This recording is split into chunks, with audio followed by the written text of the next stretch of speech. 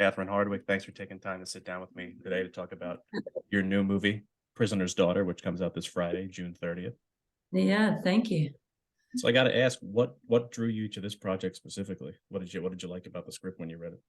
Well, I think the relationship and the idea that this man is, struggling with his past and really wants to reconnect, with his daughter. And, he knows all his past mistakes, all his regrets, and he knows it's going to be an uphill battle, but can he connect with her? And the daughter does not want anything to do with him. She's been burned by him so many times, Kate Beckinsale, but she needs some money. So like you see this tense relationship, one person really trying to make a difference, and then the beautiful, son, his grandson in that connection. So I just thought it was pretty emotional and powerful writing.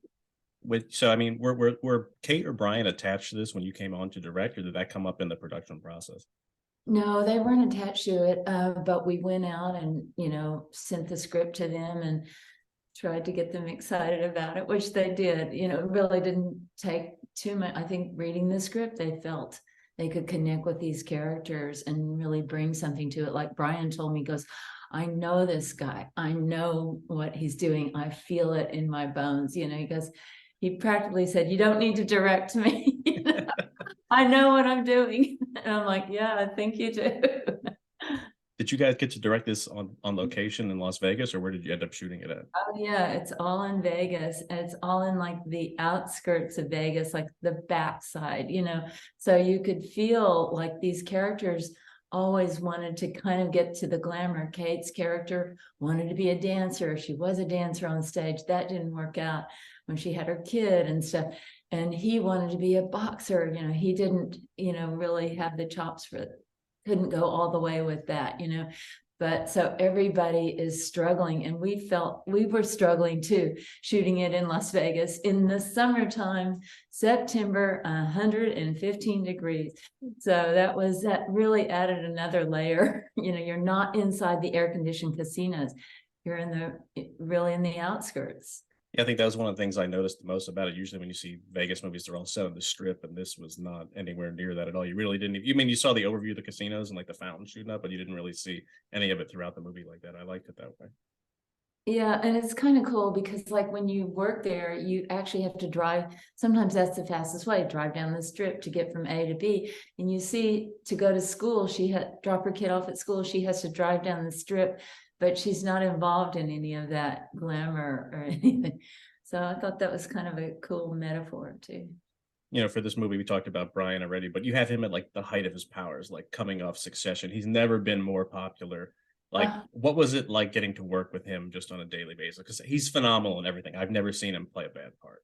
No, honestly, he's such a fun person anyway, such an old movie buff. In between takes, if we were lighting, he'd be watching cool old movies, in black and white. Look at this character, and I'd be like, oh my God, he's kind of amazing. I mean, he wanted to do his all the physical work, obviously in Succession, you see him verbally, on the attack and verbal violence, but you don't see him doing physical stuff. And I'm like, dude, it's 115 degrees. It's hot. You're going to have to be punch and get punched. I'm going to do it all. I don't need a double. He's just a badass, just like you think he would be. He's a badass. And the ex-husband in this movie is played by Tyson Ritter, who people would know from his time in All American Rejects, but he's really carved out like a nice niche for himself acting wise. Like I know him from Preacher, and I thought he was great in this movie. Did you expect that kind of performance? It was, I think, the first time you ever met him or anything like that. No, I had worked with him in Miss You Already. So he's in another movie that I did. Oh, okay. And I love Tyson, and I did a music video with, but Tyson, I was worried, he's such a sweetheart in real life and just so creative and artistic, painting and doing all these things. I thought, do you want to go violent? But Kate told me, she goes, we've got to get somebody that's almost like the real deal, that is that explosive and is that, wild and has that unpredictable personality. Actually, she had met Machine Gun Kelly, and she's somebody like Machine Gun Kelly, and then Tyson ended up working on the set with his wife, and I mean his girlfriend Megan, and he started seeing some of that energy too. So, but Tyson, he goes deep in this. He's terrifying, and you feel for him too. You feel his pain. You also had the great Ernie Hudson. Oh Er- my Ernie and I share the same birthday, December 17th. But like, I'm watching this movie, like he's 77. He is in shape. He is jacked. Did he come onto the set like that, or did he like work out for it? Because he's huge. Oh no, I mean, he's outrageous. I couldn't believe that too. You know, he's so fit, he's got so much energy. He's just wild, and he's so playful, and you know, you just love Ernie. I mean, how can you not like love this guy? He just brings so much humanity and so much heart. But no, he's a badass. He's in shape, man. You know, I know you've been doing some smaller budget stuff lately, but everybody knows you from Twilight. Like if I say Catherine Hardwicke, they're gonna be like Twilight. Yeah. Do you prefer like the bigger studio movies, or do you prefer kind of like the low key movies you can just have more control over? Well, I think, you know, it depends what the story is. Like this one had a, you know, very intense story between, you know, very intense family drama. Like my first movie, 13, you know, you really felt like you were stuck in that house with the mother and the daughter. Same thing here. Brian's literally got an ankle bracelet on. It's kind of claustrophobic. You have to get into the relationship. So I like everything. I mean, I love doing action stuff too. I mean, we have some action in this. You know, I like all kinds of things that are about relationships and humanity. I usually do a quick segment here called I Can't Have You Here and Not Ask. And I know you have a background in production design in like the early 90s. And I had talked to Skeet Ulrich about this previously because he was in the Newton Boys. It's like one of my favorite period pieces from the 90s. I was like, if that movie was made today, it would be so much bigger than it was when it came out. But it's so good. Can you talk about what it's like working on a set like that for so long, like in that period, like, you know, it's like 18, I can't remember what 1920, I can't remember even what year it was at that point. Yeah, it was in the 20s into the 30s. That was really fun because, of course, I love the director, Richard Linklater, and look at the cast, Skeet and, you know, Ethan Hawke and, you know, It's stacked. McConaughey, you know, everybody's in there. It's just so fun. But but so everything had to look like 1920. So we shot it all like around Austin, like spokes on a wheel, like, okay, here's a little town that hadn't changed much. But then there'd be one holdout dude. You can't take my sign down, you know, like I don't like movies. And we're like, oh God, you know, but what about Matthew McConaughey? Does your wife like Matthew McConaughey? You know, you would try anything. And then we were, you know, we had all the banks and like real old vaults. A lot of those were the real old banks. And even there was a tornado that hit and we had to hide in a bank vault back in the, you know, during the set. I mean, it was exciting. I felt like I was in the movie, you know. So I used to run a Blockbuster back in the day from 2007 to like 2010. So this is like right when Twilight came out, and it was such a huge deal. Like we had people around the corner for pre-sales of DVDs. They wanted it.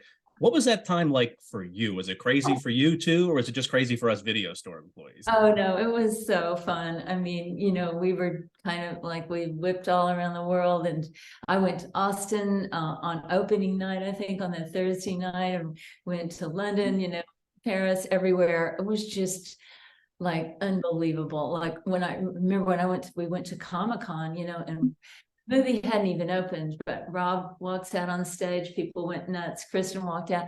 They even went nuts for me. I'm like, I'm a director. Like, ah. So it was absolutely fun. And the way that it touched a lot of people's hearts. And, you know, I've found over the years how, you know, people that were suicidal or everything, they found friends around the world that they connected to over that movie. They learned how to read, you know, by falling in love with the movie and wanting to read the book. I mean, it meant a lot to a lot of people. Yeah, it was So such a phenomenon at that point. I can't even describe to you what it was like working there and having to stay till 2 a.m. to get these DVDs out and stuff like that. where was that? Which store? It was in the suburbs of Philadelphia. So like it's Oh, like, cool. but I also did live in Los Angeles when the last Twilight movie came out. Like you didn't direct that, obviously, but there were people just in costumes walking around, like ready to see this movie. I was like, oh, vampires during the day. This is rare. Yeah, that was so fun. Uh, Um, let Last question I have for you, Catherine, is, I know you just had another movie come out called Mafia Mommy with Tony Colletta in it. What else do you have coming down the pipeline in the future? Anything you can tell us about now? Yeah, I mean, well, right now we're in the writer's strike, so we're just like, and we hope, we'll see what happens with the actors. So the film is a little bit on a standstill, but I've got three scripts that are ready to go. Once the SAG situation is resolved, I hope one of them is two of them are in Italy. One is in LA, a really cool LA story. Two of them are LA and Italy. So, got the Italy's a thing. good time. Oh my God. Well, we shot Mafia Mama, just a wild comedy all in Rome. That was just absolutely a blast. And Tony's so funny and fun. So yeah, I wouldn't mind to go back to Italy. I don't blame you. I had my honeymoon in Rome and it was phenomenal for those 5 days. Oh, wow. Awesome.